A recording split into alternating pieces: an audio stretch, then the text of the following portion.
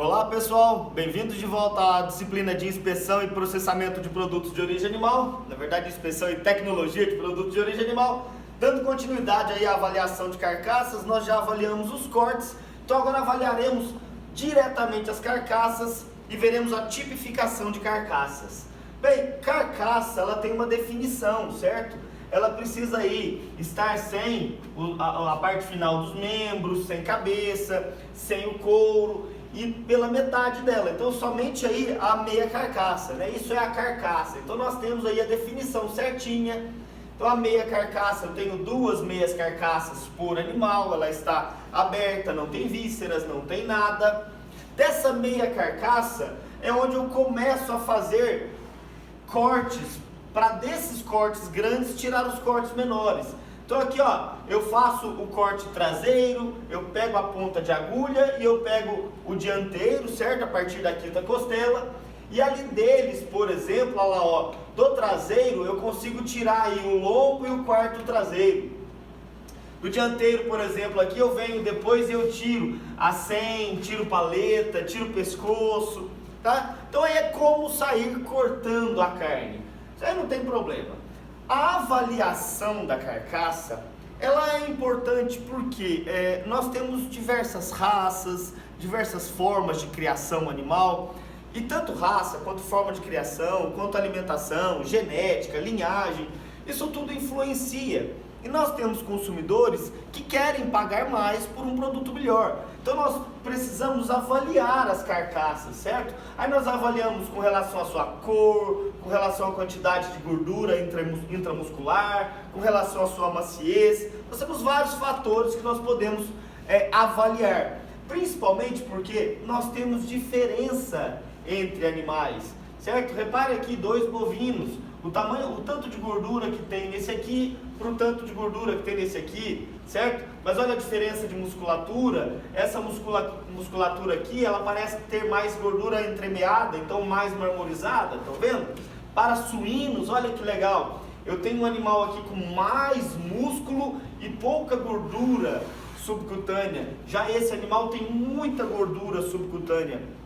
Antigamente essa gordura subcutânea era boa, por quê? Porque nós precisávamos fazer banha, tá? A nossa principal gordura para cozimento aí era banha. Hoje em dia nós queremos um animal de carne, então mudou a conformação da carcaça dos animais. A mesma coisa serve aí para ovinos. Então nós temos vários fatores determinantes: raça, idade, peso de carcaça, vários aqui. Vamos ver um por um. A raça, por exemplo, é um fator determinante, por quê? Porque Bos taurus e Bos índicos têm diferença na deposição de gordura, na forma de deposição de gordura. Vocês sabem aí que o Bos taurus, por exemplo aí, um Angus ou um Hereford, eles depositam mais gordura entre a musculatura, né? Intramuscular, desculpa, ou seja, ali no meio do músculo. Essa gordura nós chamamos aí de gordura intramuscular ou marmoreio. Já o Bos índicos, ele não tem tanto marmoreio, ele tem mais gordura por volta do músculo. O que acontece? Essa carne do Bos índicos, ela acaba ficando menos tenra, menos suculenta, menos macia. Por quê? Porque não tem muita gordura ali no meio, e essa gordura é importante para dar sabor, para dar maciez, para dar qualidade à carne. Então a carne do Bos taurus tende a ser melhor do que o Bos índicos por conta desse tipo de gordura que é depositada.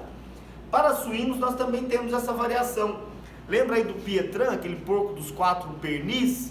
Então é um porco que produz muita musculatura, mas produz pouca gordura. E dependendo do nosso mercado, nós queremos isso, um porco que nos dê mais musculatura e menos gordura. A idade eu já falei num vídeo passado, mas vocês sabem aí que quanto mais velho o animal vai ficando, maior a quantidade de colágeno e a forma do colágeno muda. Então fica mais difícil quebrar o colágeno, então esse animal tem uma carne um pouco mais dura. O peso da carcaça obviamente é importante, principalmente para o produtor. Por quê? Porque ele vai receber dinheiro em cima dessa carcaça. Então, se ele vai receber o peso dessa carcaça, quanto maior para ele, melhor. Só que não é porque o animal pesou mais que a carne dele é boa, eu tenho que avaliar outras coisas também, como por exemplo o rendimento da carcaça. Esse animal pesou muito, mas metade era tripas, era estômago, intestinos, então sobrou só 50%, certo? Então nós temos que avaliar aí da carcaça, no rendimento de carcaça, quanto está rendendo de músculo de verdade, quanto eu vou vender de carne, de gordura, quanto vai me sobrar aí de osso, quanto vai sobrar de vísceras, couro. Normalmente nós fazemos a conta no campo aí que o rendimento de carcaça é 50%. Tá? Por isso que nós temos essa continha um pouco mais difícil, que a arroba de boi vivo é 30 quilos e a arroba do boi morto é 15 quilos. Por quê? Porque a gente joga 50% do animal fora. Só que a nossa ideia hoje é tentar aumentar o rendimento de carcaça. Então nós estamos aí com animais chegando a 55, 56, 58% de rendimento de carcaça. Concordam comigo que se rendeu mais carcaça, o produtor ganhou mais dinheiro? Isso é importante? E vamos começar aí com coisas mais técnicas. Gordura subcutânea, ou seja, acabamento. O animal ele cresceu, depois que ele cresceu, ele precisa depositar gordura. E essa gordura, como eu falei, é importante aí para dar suculência, para dar maciez, para dar sabor à carne. Nós conseguimos avaliar essa gordura. Na 12ª costela, eu posso ir ali com um ultrassom, tá? E avaliar a quantidade de gordura subcutânea que esse animal tem. E aí eu tenho variação, eu tenho até classificação com relação à quantidade de gordura subcutânea que esse animal tem. E isso vai me dizer se esse animal está acabado ou não. O animal que tem pouca gordura subcutânea ainda não está acabado. O animal que tem muita gordura subcutânea é um animal que passou do peso, ou seja, vai ter gordura depositada em outros locais que eu não gostaria que tivesse. Então, eu tenho essa avaliação de gordura subcutânea como um excelente indicador de terminação. Lembrando que a melhor forma de depositar gordura subcutânea é dando a esse animal alimentos concentrados, dar grão ao animal. Por isso que a gente confina o animal para acabar ele. A área de olho de lombo, eu vou avaliar a musculosidade. Ali também na 12ª costela, logo abaixo da avaliação da gordura, eu avalio quanto de músculo eu tenho ali. Assim eu já consigo ter uma predição de quanto vai haver de rendimento de carcaça, quanto de carne eu vou conseguir. Isso tudo eu consigo avaliar, certo? Fazendo aí um ultrassom na 12ª costela desse animal. Obviamente a carcaça como um todo eu preciso avaliar a sua musculosidade, se está magro, médio ou muito musculoso, certo? Ou no caso para a gente aqui, o musculoso é interessante, com uma capinha de gordura, então é o que a gente deseja. Porém, eu não quero animais extremamente magros. Esses animais extremamente magros, além de não depositar gordura, portanto a carne ser mais dura, menos suculenta, vai me trazer uma pergunta na cabeça: por que esses animais estão sendo abatidos magros? O produtor estava sem dinheiro para terminar esse animal, ou esse animal estava com algum problema e ele não conseguia engordar? Mesma coisa funciona aí para a carcaça de outros animais. Eu também avalio a gordura intramuscular, que é diretamente o marmoreio. Isso é importantíssimo porque é quem vai dar o sabor de verdade. Nós temos várias classificações, tá? Por exemplo aí, o Wagyu, aquele boi japonês, ele tem uma classificação específica para ele. Olha, avaliação, sistema japonês de avaliação de qualidade de carne. Por quê? Porque ele avalia diretamente a quantidade de gordura que tem entre as fibras musculares. Lembrando que para algumas pessoas o excesso de gordura também pode não ser bom. É como se você comesse um bife muito gorduroso e ele batesse no seu estômago ali e pesasse. Você precisasse aí depois de um sal de frutas para poder dar uma ajudinha na digestão. Obviamente eu também preciso avaliar o rendimento da carcaça, pensando aí em quanto de carne de verdade ela está me promovendo. Por quê? Porque a carcaça ela tem músculo e ela tem osso, certo? Além de nervos e outras coisas. Então eu preciso retirar dessa carcaça quanto está sobrando de carne de verdade.